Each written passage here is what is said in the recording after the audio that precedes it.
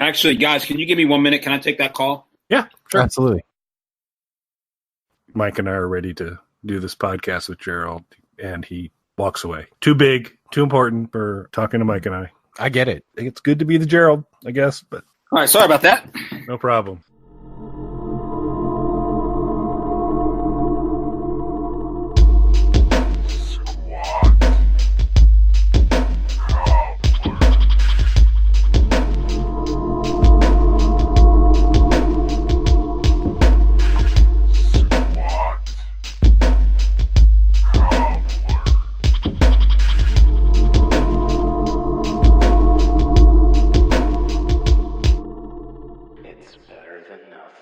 Hello, everybody, and welcome back to Squat Cobbler. I'm Kelly Toole at KELLYTHUL on Twitter and Instagram. And I am Dr. Mike at Official Pagan on everything, although, according to our great YouTube overlords, you now have to be over 18 to see some of my content. In all candor, you've always needed to be over 18 to see some of Mike's content. It's just now YouTube is more aware of that. Well, you don't have to be over 18 to like and subscribe wherever you're getting this content. Absolutely. Wow, you are so good at that now. Right? Yeah, I'm impressed. Making it a point.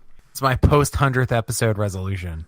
Every episode you're dropping it in there nice and early. It's cool. And what's even more cool is we're back to talking about Alice Cooper albums. Alice has recently released an EP rather, called Breadcrumbs, as a tribute to the Detroit sound. Unfortunately, it doesn't feature some of his regular bandmates. He does a pretty good job for replacements for this. He's pulling people from the Detroit scene, including Eddie Kramer from MC5, who's a personal favorite of mine. So, different backing band than usual. 6-song EP. Oh, wow. It's been so long since we've done an Alice Cooper a review. I'm not fully prepared to talk about the artwork. Are you? I am. Yes. Good. I'll agree a lot. I'll lead the way on this one then. That would be best. So the artwork is sort of a reworking of the inside picture from Love It to Death, of the close-up of the spider eye makeup with imagery in the iris of the eyes. Very graphic. I mean, very similar to the Love It to Death way they shot that as well. Kind of very graphic, high contrast. Pretty striking. I think a pretty solid cover for me. I like it. Yeah, I really enjoy it. I like the black and white. It's a little bit of a carryover. I mean, we're still, I guess, kind of still a part of that whole paranormal cycle where you had like the more or less black and white sort of low color imagery. You had it for the Paranormal album. You had it for Paranormal Evening. As well as the last release was the Sound of A EP, which was a handful of live tracks. And like this, that was released digitally and as a 10-inch vinyl. Yeah, and I forget, I think Sound of A came in like red vinyl, if I'm not mistaken. And I think they're doing something special. I know it's a limited edition of vinyl for Breadcrumbs, but I think they were doing something special with it as well. Mostly digital, but you can limited release of vinyl. You may want to look into that. Which way have you consumed it so far, Mike? Have you gone the vinyl route or have you just done the digital so far? Just digital so far. I haven't made it over to the record shop that I typically pick these things up at, but the owner is kind enough that when something like this comes in, he typically puts it aside for me because he knows the stuff that I come in and buy. So he usually puts that kind of stuff aside for me, so I'm sure there is one sitting there. It's good to have friends. So, excellent. What about you, sir? Are you vinyl or digital so far? Digital so far. I'm pretty interested in getting the vinyl, but I just haven't got around to it yet. So we'll probably do both on this one. I did not for Sound of A. I didn't go vinyl on that, but which I guess do we need to go back and do Sound of A also maybe at some point? So this is an interesting thing. I did something. I kind of broke our I don't know if it's a rule, but you and I both do this, and it's more of a self-imposed thing. But we have discussed it when we're doing these Alice Cooper reviews. Obviously, we listen to the records, even the albums, the older albums that we were more familiar with. We go back and listen to them numerous times. I personally, and Kelly has said this as well, don't go and read reviews or watch other review videos or podcasts prior to us doing our reviews, because I don't want to accidentally say something the way that someone else said just because I agree with them. not that they would sway my opinion. Obviously, Kelly and I are big Alice Cooper fans.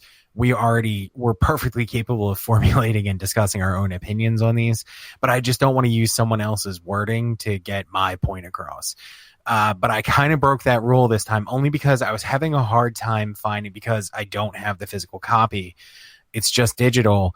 And because it's an EP, there's not a ton of, reviews and articles about it the same way a full-length studio record gets. So I was looking to see if I could get liner notes. And I came across a video and a couple of reviews that I didn't read the whole thing. I was just, scanning through it to see what I could find out about it. And a few things noted this as Alice's first EP of his career. Obviously, that's not true. As we're discussing, Sound of A EP was released not that long ago. Same type of release, a 10-inch vinyl and digital release. There was also the Alice Does Alice EP, the High Five EP, and I believe there was a few others. So there are Alice EPs, and we haven't reviewed those. Yeah, there's a Special Forces EP that has For Britain Only on it before it came out on the box set.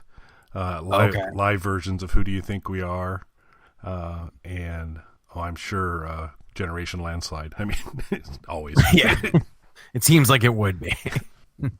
So, I mean, there have been numerous Alice EPs over the years, so I'm not sure where that misinformation is starting from, and I'm not trying to knock anybody else's reviews, but obviously other people have this wrong information, and that is in fact not true. There have been multiple Alice EPs, and the most recent ones being Sound of A didn't even come out that long ago, so it's weird that people are ignoring that one. And then Alice Does Alice came out in 2010, 2011, somewhere around there. And then there's other ones prior to that, like Kelly was mentioning. So there are other Alice EPs. This is not the first one.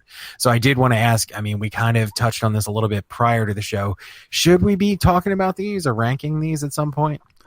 I think ranking, I think I want to, we talked a little bit beforehand, and I originally thought, I better be ready to rank this. And so I went through some thought process on that. But stacking up an EP against full albums isn't really fair to either.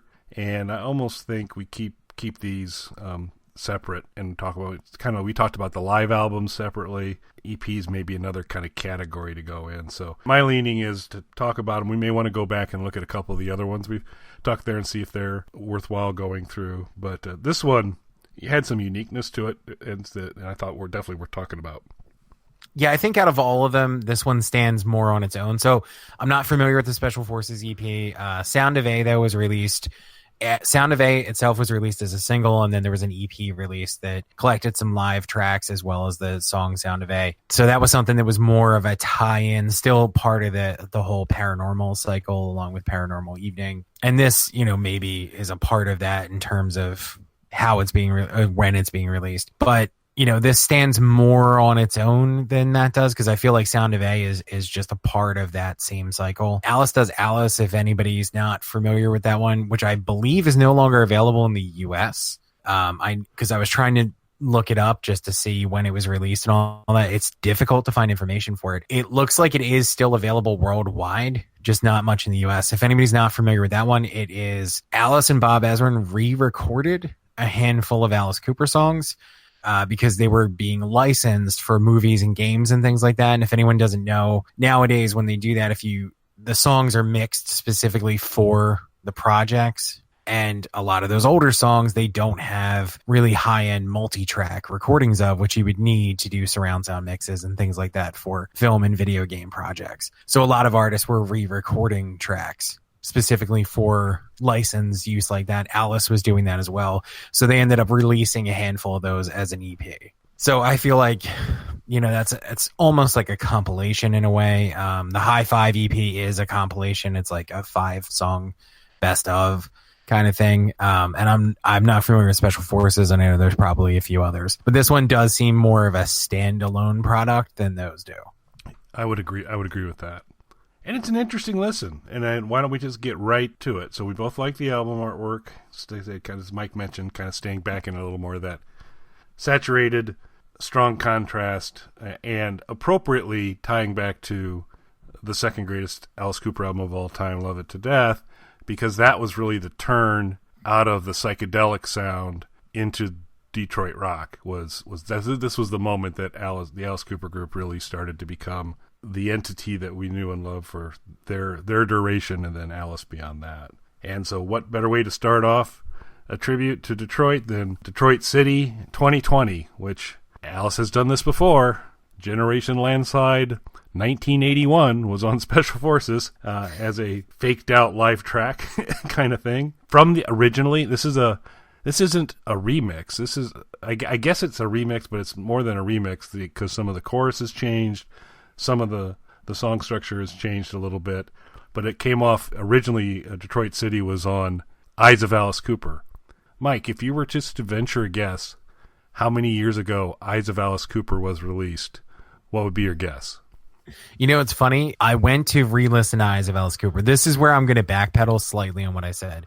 The only way this one, compared to the other EPs, this feels like it stands on its own more. Where that falters, though, is that this does feel more like a companion in the way that Sound of A is a companion EP to the Paranormal release. This almost feels like it was meant to be a companion EP to Eyes of Alice Cooper, just released much later. And I went to go re-listen to some of the Eyes of Alice Cooper tracks after I gave this. I've listened to this 3 times all the way through now. I went to go give Eyes of Alice Cooper another listen because I don't revisit that one that often, and it's actually not available digitally anymore. Oh, really? At least not in the U.S. Huh. Yeah.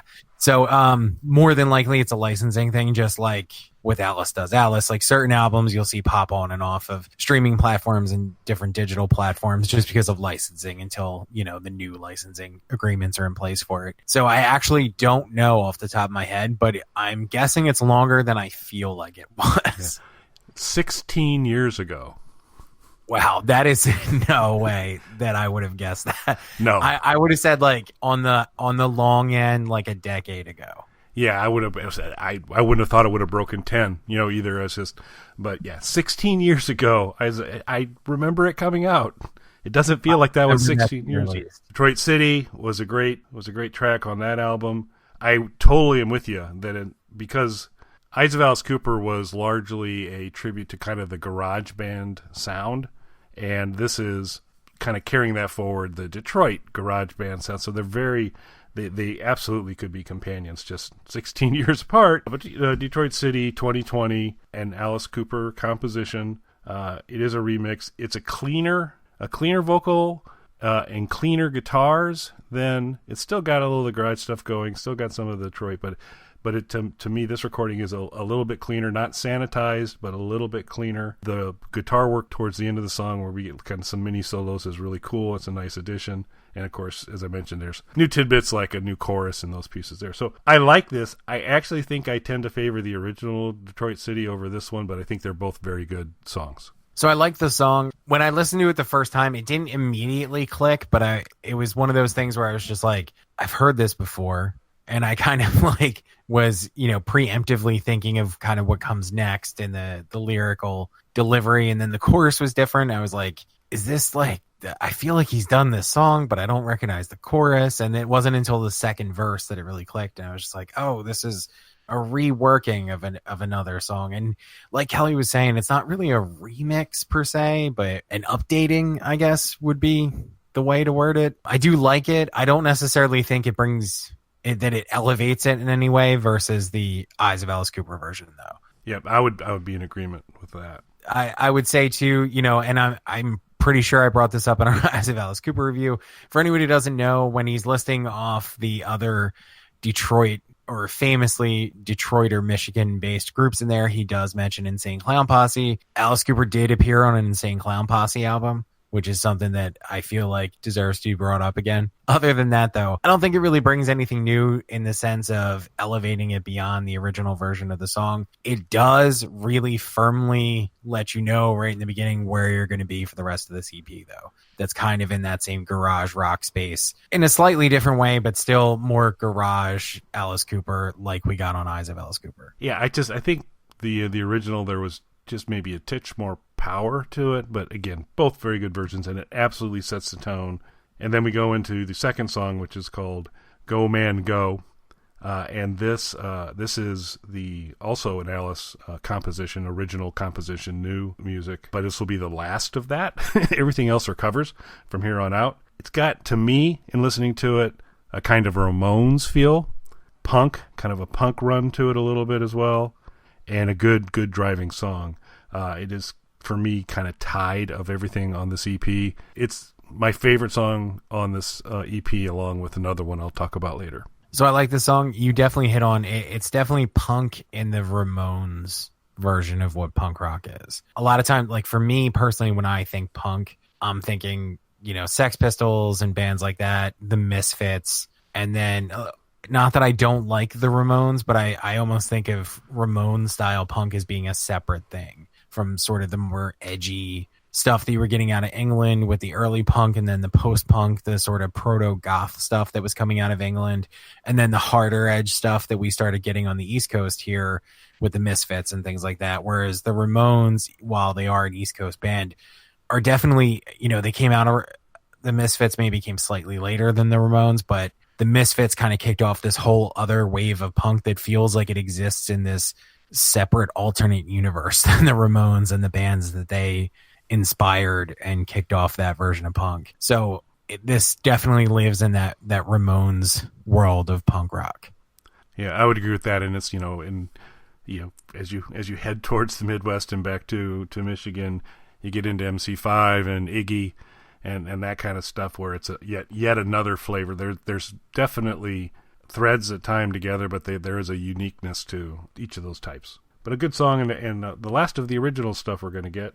So then we get into a very eclectic collection of who's covered and what's covered for the rest of it. Starting with a song I was not familiar with, and I certainly wasn't familiar with who it came from. It's a Bob Seger song called East Side Story. Decidedly not Bob Seger-y to me in listening to it. I would not have made that connection. I had read that he was one of the sources of the material. Hearing this song, I would not have made the connection. Oh, yeah, that's the Seger song. But it has almost a Gloria kind of vibe to it in terms of kind of some of the vocal delivery and the way some things build up to it. But it's a good song. It's solid. I said it just didn't feel very Seger-y. It was good. I liked the first two songs better. I thought it was still good. I was just a little bit thrown to say, oh, this is a Seger song? And I just didn't really have a lot of frame of reference. Kind of in the same place as you. I liked the song. So I knew this was mostly a covers-based set. I knew that there was a couple of Alice originals. And then when it kicked off, and not that I didn't like Detroit 2020, but when it kicked off with a song that was actually a reworking of his existing song, I was like, I hope, it doesn't kind of throw away the couple of originals on here, in the sense of like, I just want as much Alice Cooper content as I could possibly get. So I felt like, a reworking, while the song was fine, I wanted to hear get as much new material as I could out of this. And I knew that there were some covers on there. And it's one of those things, especially nowadays, albums are starting to kind of get shorter again. And I feel like the line between an EP and a full-length album is starting to kind of blur again, the way that it would have, ironically, back in the 70s or something like that, where albums were much shorter. But the difference is you're getting the shorter albums and you're getting bands releasing more content now. So instead of spending a couple of years making a record that has, 15 to 18 songs on it, you're getting shorter albums every year or even less from certain artists with, EPs and singles and things in between, which is great. I've nothing against that. But this is one of those things where, there's 6 tracks on here. It's 22 minutes. Right around there. Yeah. So it is, technically, I know their marketing is an EP.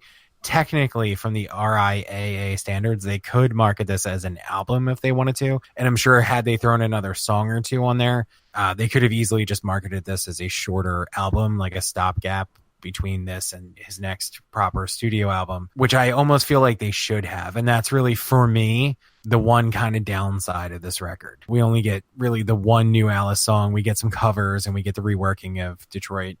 But had they put, even if it was another cover song or two or another live track, I feel like we could have gotten a more full experience out of this than we did. And that's my one real quibble with this project. As far as this song, I enjoyed this song a lot. I don't know a lot about Bob Seger.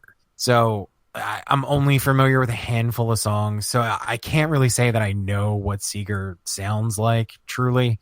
But I would still have not guessed this was the song.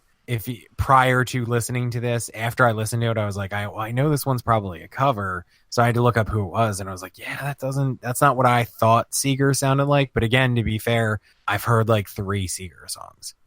Yeah, my Seeger depth is not significantly better than that, but I've listened to enough one of his live albums to kind of have the feel, and it just this felt a little astray of that, but a good song, like you said.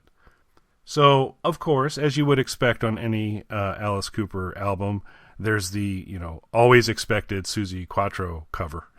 And that's our next one. Your Mama Won't Like Me. I like this song quite a bit. I think it's really cool.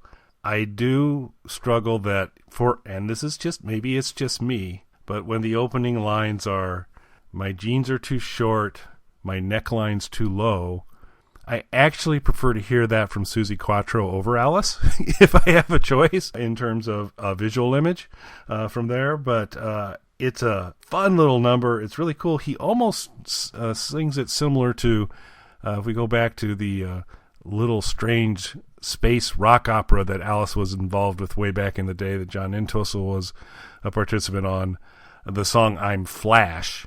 The vocal delivery by Alice on this really is reminiscent of some of that. It's kind of spitting it out in that kind of snarl, menacing kind of way, but it had just to me a feel of the Flash song there.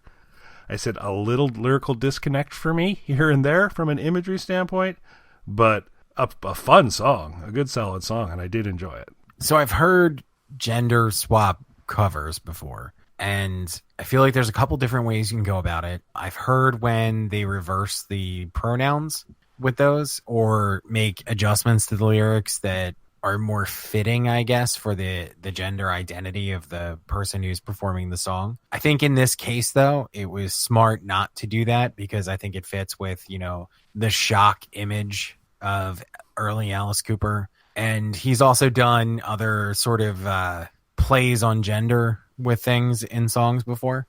So I think it definitely fits in keeping the lyrics that way. I will use this as an opportunity to shit on the band Seether, though, who are terrible. And they did something similar where they did a gender kind of swap song. They took their name from a Veruca Salt song called Seether. And they eventually covered that song Seether and didn't change any of the lyrics, but in a way that made it sound like they didn't ever actually listen to the lyrics. Like it wasn't done in a fun, ironic way, the way that I feel like Alice was with this. I feel like Alice went into this with a conscious decision to sing those lyrics that way. Whereas I think sometimes when you hear it, and just to use Seether as an example, I think that they never understood the original song, thought it was a cool name. And then, at some point somebody's like, you should cover that. And they did, but still didn't really understand what they were doing. Whereas I feel like with Alice going into this was definitely, he knew exactly what he was doing and did it well. Yeah, and it's not unfamiliar territory for him. You're right there. He's done that before. So the next one, this is a combination, couple songs on here. It's Devil with a Blue Dress and Chains of Love. Devil with the Blue Dress, originally by Shorty Long, and the Dirt Bombs, Chain of Love. For me, this is kind of the disappointment of the EP, in that you mentioned it earlier. A lot of times, and we've mentioned it on past reviews, a lot of times when Alice takes a song and covers it, he can take Hello Hooray and turn it into something incredibly different and awesome. Sunrise, the same thing. In this one, I think there are kind of multiple versions of Devil with a Blue Dress On that have more punch. This is a very kind of laid back delivery of Devil with a Blue Dress On. There's kind of some very interesting spoken word intro before it takes off. Pace picks up for me a little bit when we get into Chains of Love, but he, to me, we've seen him do it again and again and again, to take one of these songs and just all of a sudden take it to some new level and give it a lot more menace, growl, punch. And I just didn't get that on this one. It's a fine execution. It's a good song, but when you kind of go, oh yeah, that other version was a little punchier, that's typically not what you expect from an Alice Cooper performance. kind of in the same place again. Probably the low point of the project for me. You really hit the nail on the head with, I like when Alice does covers because I feel like he does something different with the tracks. Sunrise to me is the most extreme example. Go listen to the original Sunrise, then listen to the Alice Cooper Group one. First off, the Alice Cooper Group version of that song sounds like their song. They really own that song and make it their own. But then when you hear what they kind of pulled that from and the way that they transformed it into their own thing, it gives you an even stronger, deeper respect for that. Similar to, I like the Susie Quattro cover on here. I've never heard that Bob Seger song, so I can't tell you. I like it on here. I can't tell you how it works as a cover, but like the Susie Quattro thing, playing with the sort of gender roles of the lyrics, that's something that clearly, because Alice has tread in this territory before, that's something that clearly was a conscious decision on his part going into that cover. So he's approaching most of these covers with that in mind, like making it his own. And particularly with the Devil in the Blue Dress part of this, like I feel like I've heard punchier versions of that before, which is weird that I'm not getting that from Alice.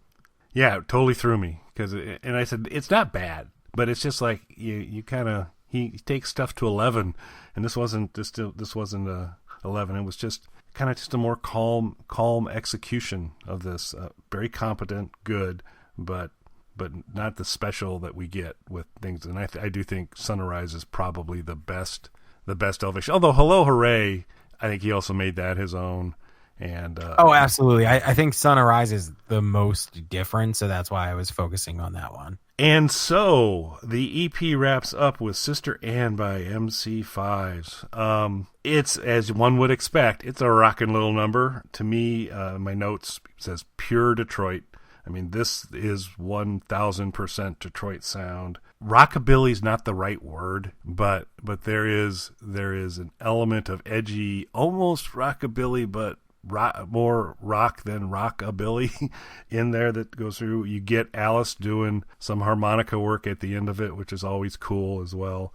So a very strong ending to the album. This is, I mentioned earlier, that Go Man Go was one of my favorites. Sister Anne I enjoyed equally. I think they're the two strongest songs on this EP, and I enjoyed this song quite a bit. Yeah, I really enjoyed this one as well. And it's tough to give, especially, for the squatties out there, they know what big Alice Cooper fans we are. So when, we say that something like the Devil in the Blue Dress part of the previous track was a little bit of a low point for us, that's a low point by Alice standards. Obviously, we're huge Alice Cooper fans, so we're not judging that. That's not a bad cover. That's not a bad performance. It's just, it doesn't live up to our standards of what we see Alice Cooper as. So this definitely picks it up again, as you would expect, I would think, from an MC5 cover. A fun little aside, because we haven't really gone on tangents, I don't think, on this one. My introduction to MC5 was actually the electronic group KLF. They had sampled an MC5 song in one of their songs, which led me, hearing that as a kid, to go and track down MC5 stuff. I knew who MC5 were in a general sort of vague sense, and I had heard like maybe one or two songs on the radio, but tracking down MC5 records wasn't because of that. It was actually hearing somebody sample one of their songs. So I think it is funny, I listened to this cover and then went back and listened to the MC5 song. So it's kind of bringing it full circle on my MC5 experience for me. Like Kelly said too, there's kind of a rockabilly thing sort of in this. It's rockabilly if you don't listen to a lot of rockabilly, if that makes sense. Like, I would never put this on for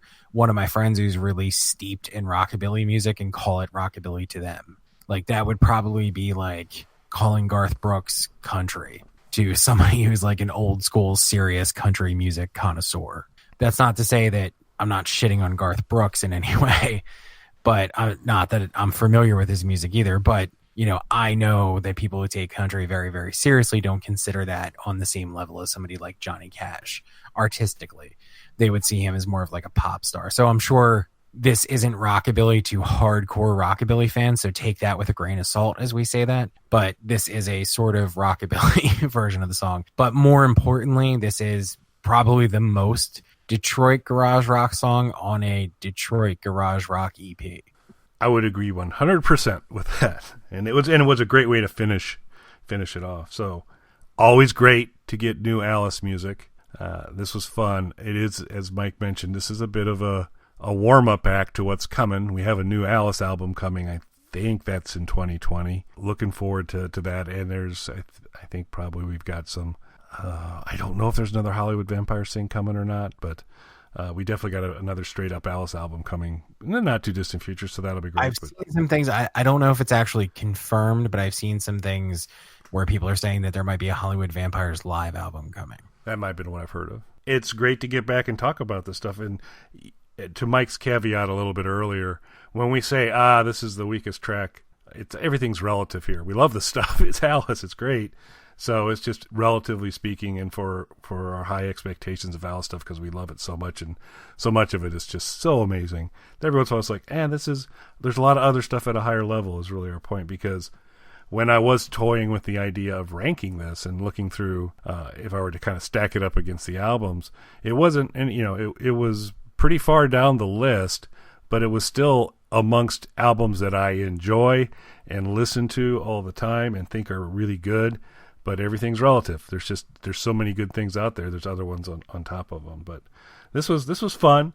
It was good. The cover selection was eclectic. That was pretty cool. Finish is strong. So I'd recommend, if you haven't gotten Breadcrumbs, you ought to grab it because it's a nice little chunk of Alice in a special way. Yeah, I would definitely recommend it to people. I like that Alice is focusing more on vinyl now. There was a special vinyl release of Paranormal. Now 2 EPs back to back are vinyl and digital only. So it's cool to see him focusing on vinyl, and there is like special colored vinyl editions and things like that. So I'm curious to see as he's gearing up.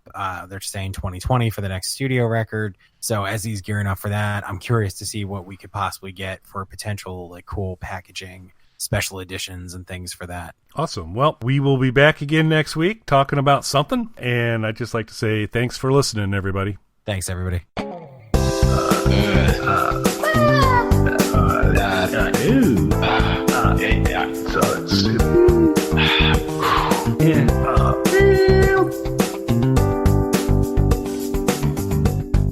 right, I'm going to stop the broadcast.